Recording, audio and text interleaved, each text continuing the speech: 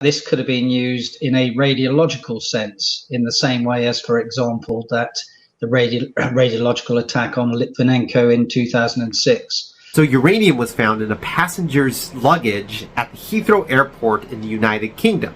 Should we be concerned? I've seen multiple news stories on this one incident, and I'll have to say that most of them are pretty over-exaggerated. And after reading through all of these, I realized that most of them are pointing from one news source as being the first one to report this, and it was The Sun. For those of you who don't know, The Sun is a tabloid, and I actually went to the story in The Sun, and oh my goodness, it is terrible. It's basically about how this plot was unfoiled and that this nuclear terrorism was stopped because they found this at an airport. Thankfully, news agencies like the AP have done a little bit more due diligence, and I'd say the AP probably had one of the better articles about this situation.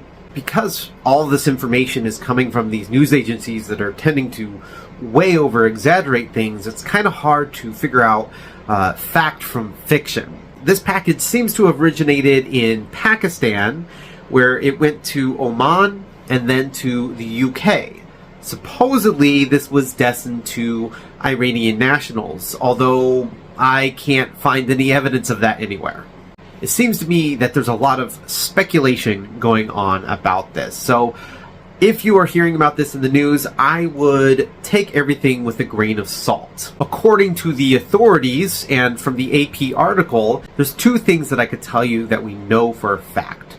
It's not enough uranium to be of concern to the public, and there's no reason to suspect that this was for nefarious reasons. What I've seen in a lot of news articles is that uranium could be potentially dangerous, or it's extremely poisonous, or could be used in a dirty bomb. None of that is actually true. Uranium actually exists all around us.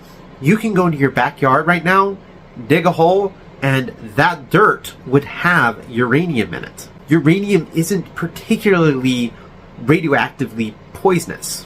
In fact, it's more of a chemical hazard than a radioactive hazard. You could consider it to have a similar toxicity as lead. In fact, some would say lead is actually more toxic than uranium. Using it in a dirty bomb is pretty much out of the question.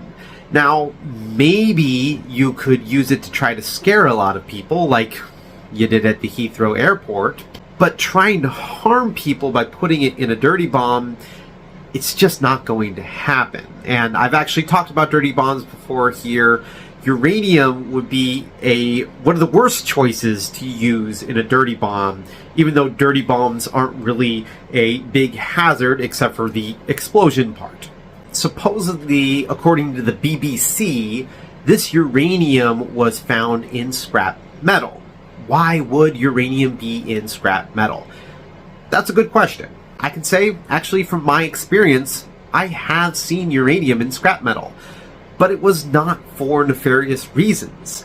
It's because uranium can exist in lots of places, and I've found it in aluminum. It tends to concentrate in that aluminum process. One of the biggest pieces of misinformation that I've seen going around is that uranium only has two purposes: for nuclear weapons or nuclear power plants. This just isn't true.